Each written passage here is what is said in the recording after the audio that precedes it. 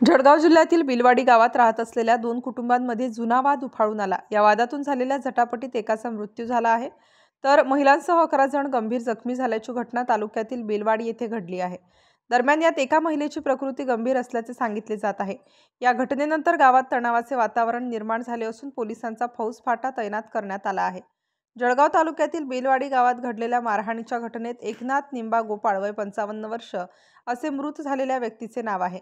बिलवाडी गावातील गोपाळ आणि पाटील कुटुंबामध्ये गेल्या 10 वर्षांपासून वैमनस्य आहे, तर रविवारी क्षुल्लक कारणातून हा वाद पुन्हा एकदा उफाळून आला होता। यात एकनाथ गोपाळ आणि त्यांचे कुटुंबीय व दोन्ही गटांमध्ये शाब्दिक वाद वाढला। यानंतर हा वाद हाणामारीपर्यंत गेला होता।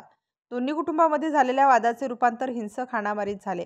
लाठाकाठ्या, फळांच्या व लाकडी दांडक्यांचा वापर होऊन झालेल्या हाणामारीत एकनाथ गोपाळ यांचा जागीच मृत्यू झाला, तर दोन्ही गटातील काही जण जखमी झाले आहेत। जखमींमध्ये एका महिलेची प्रकृती गंभीर असून सर्व जखमींवर सध्या जळगाव येथील शासकीय रुग्णालयात उपचार सुरू आहेत। मृतांचे कुटुंबीय आक्रमक झाल्याने बेलवाडी गावात तणावाचे वातावरण पसरले असून पोलीस बंदोबस्त तैनात करण्यात आला आहे।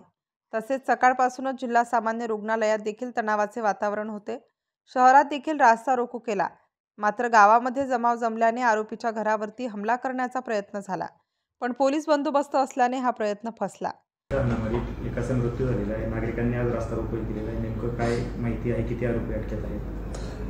काल दुपारी अंदाजे 1 वाजता MIDC पोलीस हद्दीमध्ये बिलवाडी गावात दोन कुटुंबामधले जुने वाद होते आणि त्या वादातून म्हणजे काल त्यांचं मारामारी झालं होतं।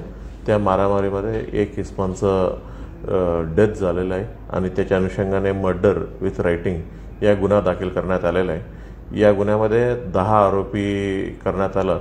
10 पैकी 8 आरोपींना अटक करण्यात आलेलं आहे आणि आज त्यांच्या जे मयत झालेलं आहे इस्मानचा समाजाचा लोक मला भेट दिलेला आहे आणि त्यांचं मागणी होतं तपास चांगला व्हावा आणि जे कोणी दोषी आहे त्यांना त्याच्यावरती कायदेशीर कारवाई करावा।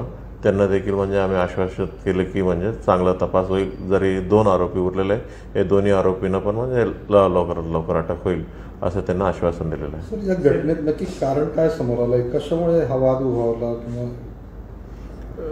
घटने म्हणजे ह्याचा जुने वाद पण आहेत, म्हणजे 2-4 वर्षापासून त्यांचा वाद आहे आणि काल किरकोळ विषयावरून त्यांचा वाद सुरू झाला आणि वाद नंतर म्हणजे त्याचं रायटिंगचं रूपांतर झालं होतं।